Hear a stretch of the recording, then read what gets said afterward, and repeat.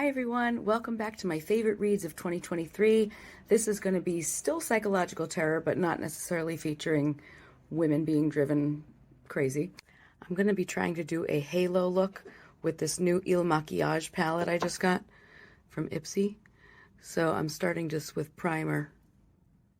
So the first book, or I should say author I'm going to talk about is Paul Tremblay. I've read probably almost all of his books. I really like him. His first book that I'm going to talk about is called A Head Full of Ghosts. And this book is about a family with two daughters. Most of the story is told from the point of view of the 8-year-old daughter, Mary, her name is. So Mary, of course, idolizes her teenage sister Marjorie, but Marjorie soon starts to do some like creepy and weird and alarming shit.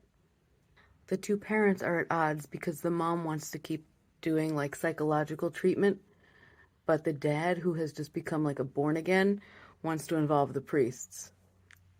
Never a good idea, because he believes she's possessed by a demon. Just as a side note, this is not very pigmented. So since their finances are tight, they pick the third and probably worst option, which is agree to have a documentary for TV made about them called The Possession, which I would totally watch, by the way. And things absolutely and astoundingly do not end well. But it's a fun book. It's creepy, it's atmospheric, it's got religion v science. Of course, it's ambiguous AF. Is Marjorie possessed? Is she just trying to get away from her awful father? Is the 8-year-old sister a reliable narrator? Who did what? Who meant to do what? It's tons of fun. The second book is also by Paul Tremblay, and it's called The Cabin at the End of the World. I don't really want to give too much away about this one, especially because I'm not really sure what to give away. This was one of those books where when I was finished, I was like, WTF did I just read? And I know there's an M. Night Shyamalan movie version. I think it's called Knock at the Cabin. I have not yet seen it, but I do know it stars Ron Weasley. So the book starts with 7-year-old Wen on a vacation at a lake cabin in New Hampshire, I think, with her two dads. This very large and strange but sweet man named Leonard arrives and starts talking to Wen and wants to come inside. Then his 3 friends arrive, carrying what looks like horrific Frankensteinian old-style weaponry. And that's all I'm going to say about the plot. It is a tense, kind of gruesome, and very exciting, and of course ambiguous read. Are they the 4 horsemen of the apocalypse?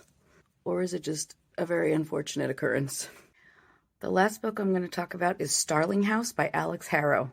I read this one because I kept seeing it pop up on Bookstagram. I had mixed feelings about it, but I put it on this list because I couldn't put the book down, and I thought about it a lot after. That's kind of the marker of a good book. So it's about a woman named Opal who lives in this small, shitty town, whose most famous resident was a reclusive author who disappeared, leaving behind her, of course, haunted house. Opal feels inexplicably drawn to the house, and she's actually able to find employment there, working for the current heir, Arthur Starling, as the housekeeper. I love a book where the ghosts are perhaps the good guys and the bad guys are the suits who are trying to buy the house and knock it down for financial gain. Again, I don't actually know if that's really what was happening because I don't really know what actually happened in this book at all. The theme of my reading year was clearly ambiguous AF.